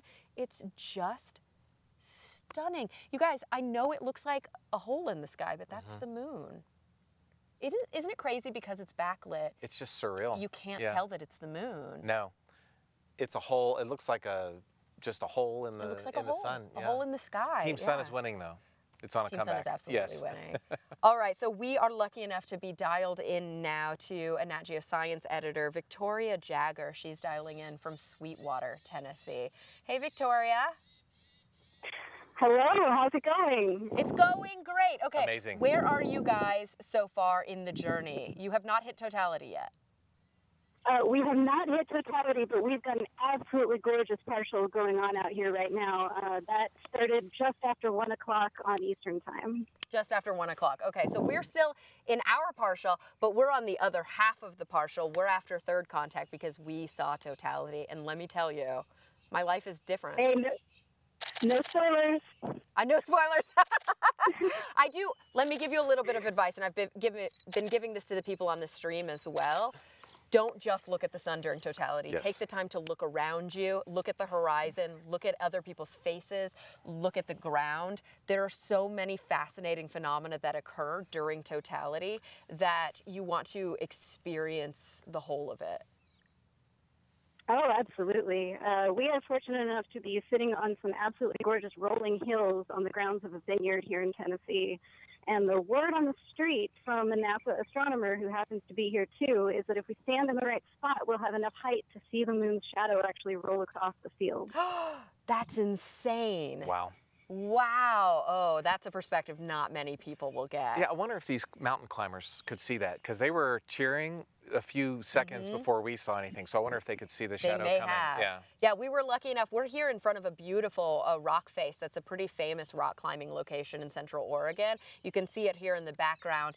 And there are actually people who climbed the rock and were up on the ridge, even somebody who tightrope walked across between two rocks and actually experienced totality from a tightrope. Can you believe that? He has bragging rights. Yeah. Yeah. Whoa, yeah. So, Victoria, I don't know if I'd be brave enough for that. I absolutely wouldn't. No. It gets too dark. I wouldn't be able to see what was going on. So, Victoria, you, of course, are you're the science editor for National Geographic, right? Correct. And you have been able to oversee a lot of incredible stories that have been published throughout the last hours, days, and weeks about the eclipse. As you were doing your research and as you were reading all of the incredible things that were written both by yourself and by a lot of the incredible journalists that you work with, what did you come across that surprised you? What is your most exciting discovery about the total solar eclipse? It's going to sound a little cheesy, but I think one of the things that really surprised me and still surprises me even today is just how excited and how curious people are getting about what's happening and why it's happening and how it works. I've seen some really amazing questions that I guess because I'm so steeped in it at this stage of my life, it didn't even occur to me to ask, but they're really smart questions. Somebody asked me very early in the process, for instance, if the sun rises in the east and sets in the west, why is the eclipse going from west to east? Huh. Yeah, I had the same question when I Okay, was, Victoria, yeah, please tell us. when I What is the answer to that question?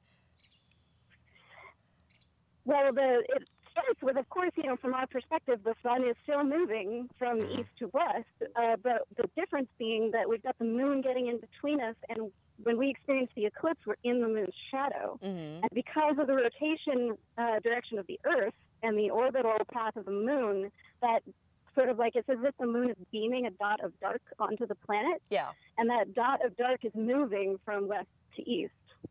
Yeah, because the sun's location really doesn't change too much during the eclipse, does it? It's doing its normal thing. Yeah. But for the most part, it's just rising high in the sky. Absolutely. Depending on where you are. I am so glad this happened with the sun really high in the sky. You know what I mean? I'm so glad that where it was, or is for those who are experiencing it right now, is pretty close to the zenith, so you can see it no matter where you are. The hills don't obscure it, the mountains don't obscure it.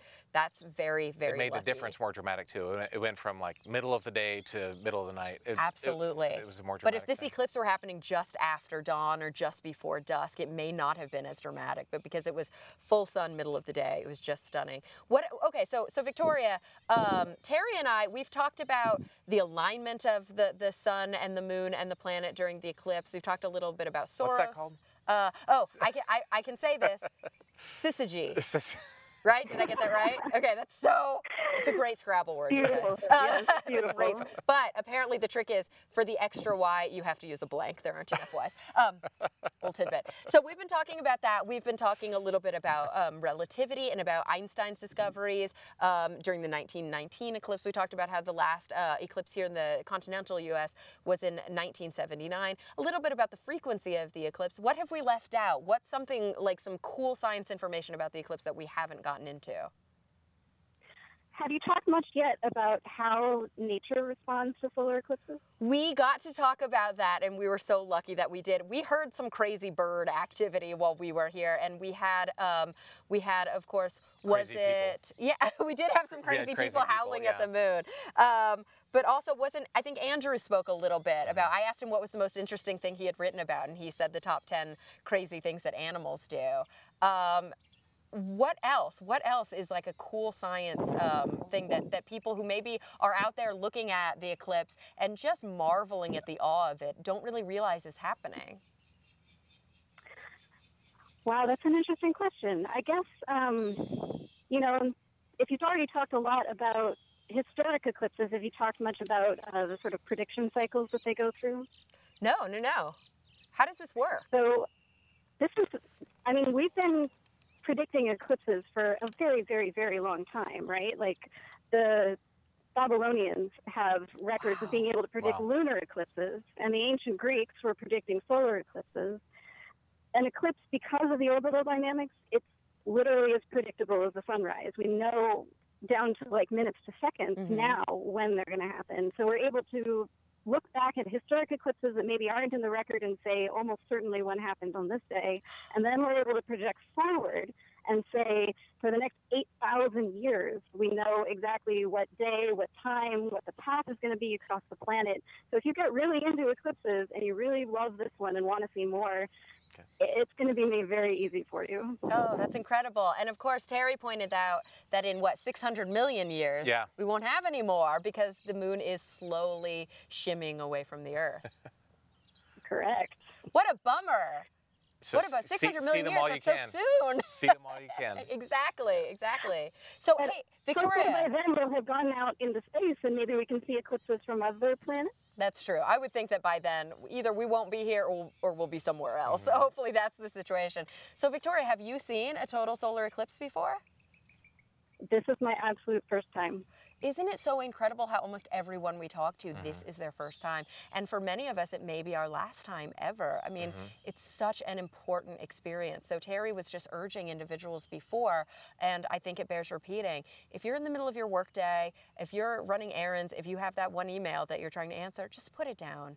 Just put it down and go outside. Yep. If there ever were a day to go outside and look up with proper eye protection, Yes. today would be the day to do it. Yes, please.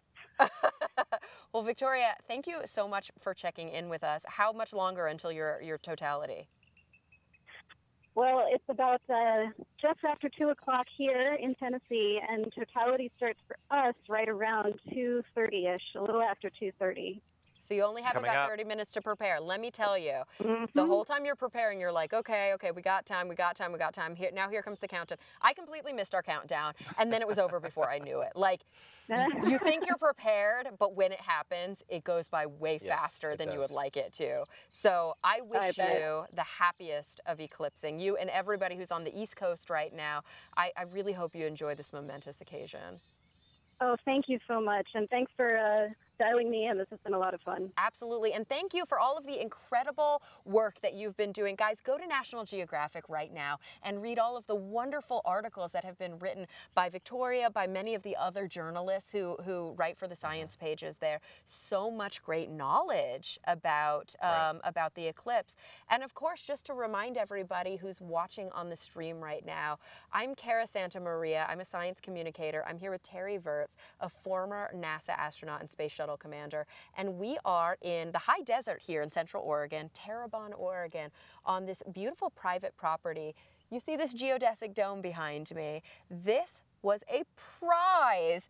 2 lucky winners got to sleep in this Airbnb last night. They got to observe the night sky with a Nat Geo photographer and an astronomer, and early this morning they hopped into a private plane and they got to chase the eclipse. And this is what they saw, guys. They caught that first eclipse photo before anybody here was able to see it. Look how stunning. And Terry, what did you say before about this picture? Well, it looks like a picture from the space station with the exception of the airplane wing being there. But it really looks like from space because it's this blackness of space and that thin blue line of the Earth's atmosphere. You could tell me that was a picture from the space station and I'd believe it. That's so jealous. What an amazing experience they had. Absolutely. I've got to put my not my sunglasses, my actual glasses on so I can see it better. I just realized I haven't been wearing my glasses all day. Oh my gosh. Look at that. So these What an experience. I know. These 2 lucky winners from this incredible competition by Airbnb and National Geographic, they are up in this airplane chasing the eclipse. They got longer amount of eclipse than we did because they're flying east. And although the shadow's moving 1,700 miles an hour, they're moving probably 500. So they got extra, a little bit more. Extra totality than we did. Little bit more, and then of course NASA is up in some airplanes right now, and they're able to get about 7 minutes of totality, which is just incredible. So yeah, we are here with Nat Geo and Airbnb, and we are looking for your questions, your comments, your stunning photography that you've been taking during the eclipse, and you can send it in to us using the hashtag NatGeoEclipse. You can also visit us on National Geographic's Facebook page. This is our live stream right now. You can see this is the sun with a partial eclipse. We're in third contact, which means totality has happened and it's passing through. Look at those sunspots. Yeah, it's amazing. Isn't that crazy?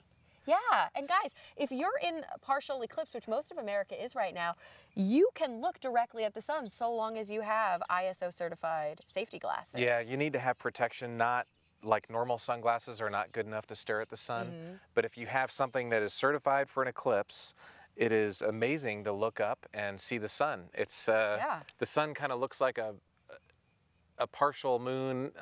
Something took a bite out of it. It's incredible. But it's really it's so funny how different the sun looks through your certified lenses. Whether it's sunglasses, whether it's binoculars, whether it's a camera with a filter on it. There are many ways that you can look at the sun during an eclipse, so long as they have this ISO certified filter on it that really protects not just your eyes, that's the most important point, but also the optics of your technology. The incredible thing is these filters are so dark that when you put them on, you can't see anything. I can't see my hand in front of my face. I think you're over here, Terry. No, I can hear you. Okay. Yeah, we're over here. But when you look at the sun, it gives you enough filtration that you can actually see the brightness of it. And you can actually see, gosh, Terry, look up. You can see the corona. even with your solar glasses, because you're able to see those light rays coming out from it. So guys, we really do urge proper vision protection, and we really do urge everybody in the country right now to go outside and with these sunglasses, look up, all right? This is a once-in-a-lifetime experience. We say this all the time about the night sky. There's so much awe and wonder that you can get just by looking up. And now you get to do it during the day. Look up, and I promise you, especially if you're in the path of totality, disappointment will not be a word in your dictionary. No, this is something you don't want to miss. If you're there, you need to see it. I cried. Yeah. He saw it. You guys saw it. No. All right. So, guys, my director's telling me that they have that footage of totality. Not of me crying, but of totality. Here it comes. Check it out. Oh my goodness. Okay, so there's the diamond ring phenomenon, and it's starting to slowly evaporate. And now we're in totality here, and there's this phenomenon. I mean, it basically just looks like blackness to me, but you can see this super faint ring. There's this phenomenon called Bailys Beads. Terry, what are Bailys Beads? So the moon is not this perfectly round surface. It has craters and divots in it, and as the sun's light flows around the moon, the craters allow certain areas of bright sunlight and certain areas that's blocked out. And so when you see in the seconds and fractions of a second, right before totality happens and right after it happens, you can see basically the shape of the moon being reflected around the sun. It's a pretty neat way. It looks like little beads around the sun. It's just stunning. And the cool thing is that when you see these totality photos, then, and you mentioned you think this is going to be the most photographed event ever. Well, this is generating so much interest. Some people are predicting that it will be, and it's going right across America where everybody has a cell phone. Yeah. Lots of people have cameras, and it's going to be exciting later on to see what's on Twitter and Instagram and see what kind of pictures people post. Absolutely. And the cool thing is, you know, sometimes when it comes to eclipse photography, it's all about the timing. Right. And so because so many different people have been able to take these images, we can compare, not just for our pleasure and our enjoyment, the way that the sun looked at different phases from different places, but we can also enjoy, like, from a scientific perspective, we can really get some great data. And right here, guys, you can see totality is just ending, and there's that diamond ring phenomenon once again. And at this point, through the telescope, you can't really tell, but to your naked eyes, this is blindingly bright at this point. That is when you have to put your solar protection back on. A few seconds after totality, and it's too bright to stare at it anymore. It's too bright to look at it. It's just, it's crazy. Back to sun. Absolutely. Okay, let's see. Okay, so we've got a couple of questions here, and a couple of these we've answered earlier in the stream, but I think they're pretty important and they bear repeating. We've got a question here from someone who says, does this happen with other planets? And as we explained a little bit before, other planets can't fully block the sun when they pass in front of it. They do transit it. There's something called the transit of Venus, and it goes in front of the sun, but it's teeny tiny little dots. It's a little dot, yeah. We actually, there is a shift in brightness, and scientists can measure it. We can actually see it using proper eye protection, but you don't get this experience. So you've read in the news about discovering planets in other star systems, and that's actually how we determine that there's a planet, is that when it passes in front of starlight, it clearly is not creating an eclipse on Earth, but the brightness of the star dips a little bit from the planet blocking that star's light.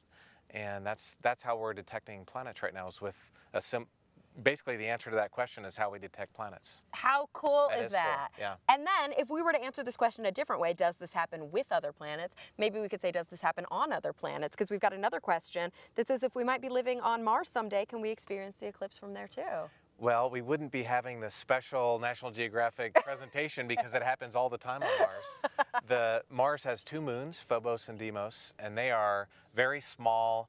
They're really odd shaped. They're basically asteroids that are in really close orbit to Mars. And because they're so close to Mars, their shadow gets cast on the Martian surface very frequently. and it's not the super rare once-in-a-lifetime event that it is here. But it makes me wonder if it would be as pretty, right? Because our moon is almost round and the sun is almost round. So we Right. get this really stunning ring phenomenon. And on Mars, as you mentioned, the moons are sort of rocky and like they're lumpy. Right, they are lumpy. And you know, it would depend, the amount of totality would depend on, is the moon passing in lengthwise or is it the skinny wise? You know, there would be a big difference in how much eclipse you get on Mars. And of course, totality might just be that the sun's so obscured that you're only seeing the faintest little parts of the tendrils of the corona. Ugh, guys. That would be cool to see one on Mars. Hopefully someday soon in the not too distant future. It would be people cool, will be but seeing it. I don't want to undercut how cool today was. It was, cool's not the word. I don't think there's a word to describe it. You know what the word was is? Amazing. The word, we overuse it all the time in the English language and it bums me out, but this is a perfect example. It was awesome. It was awesome. It was awesome. Like, awe-inspiring. it inspired awe. It made me cry. This is the live view right now from our partial eclipse. So we are past totality. We've almost got a full sun again. But of course, our telescope is so powerful that you can see sunspots, which is so incredible. But I think it would be fun. Let's just one more time, for those of you who are just tuning into the stream, to show the totality event in all its glory one more time. So if you look here, you can see that the diamond ring phenomenon is just being eclipsed. Blanked out, right. And now we're in totality. Now, during this portion of totality, let's talk a little bit about what happened. What was your experience like? The first thing you notice is it gets dark. You know, maybe 10 or 15 minutes before it started to get gray. And it wasn't a normal sunset dark like you mentioned. It was more just gray. And then it got cold. Really cold. It got really cold. It was goosebump cold Yeah. here in the high desert. The temperature really changed. And then people started screaming and shouting and hooting and hollering. And when it actually happened, it really surprised me to see the sun, the corona. I didn't realize how big. Naked eye, it was a gigantic piece of sun's atmosphere that you could see. Yeah, sometimes when you look at pictures, and even when you look at this telescope stream, which is so dialed in and so big, you see this tiny little sliver. But with your naked eye, the corona extends far out from totality. Right.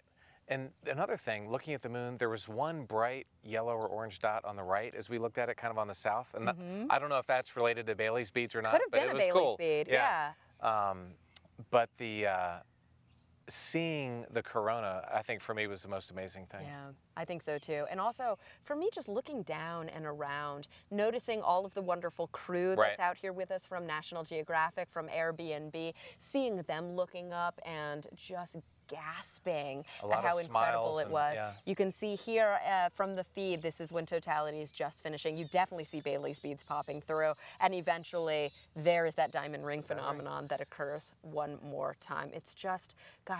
There was a ghostly shadow too on these mountains. It was like a ghost shadow. And the funny thing is, the word umbra, which is that central cone, that central shadow, actually means ghost. Yeah. And penumbra, which is the larger shadow that's cast by the moon that you see during a partial eclipse, like what's happening right now, that term was actually coined by Kepler. That's a famous astronomer. He is? He is. That's right. Yeah. That's amazing. Just a little tidbit there. Guys, this has been so much fun. Sorry, a bee came to say hi.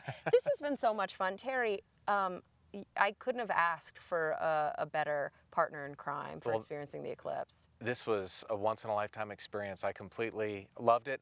I've wanted to see one ever since I was a kid, and I always thought, it would be cool. It's way beyond cool. I mean, it was really impactful. And it's something, right now, almost all of America is in some form of partial eclipse or total eclipse. So I think it's something that can bring us together. It's something that every American is going to experience in a very positive way, which may be the best thing that happens out of this whole event. Absolutely. No matter your differences, we're all underneath the same sky, and we get to experience this together. I want to thank you, former astronaut, Space Shuttle Commander Terry Virts. I want to thank National Geographic. I want to thank Airbnb for this incredible opportunity. And I want to thank everyone at home for tuning in. And let's keep the conversation going. You can go to National Geographic's Facebook page, and on Twitter, Instagram, wherever. Make sure that you use the hashtag #NatGeoEclipse to share your stories and your photos. Happy eclipsing, you guys. It was so good to be with you.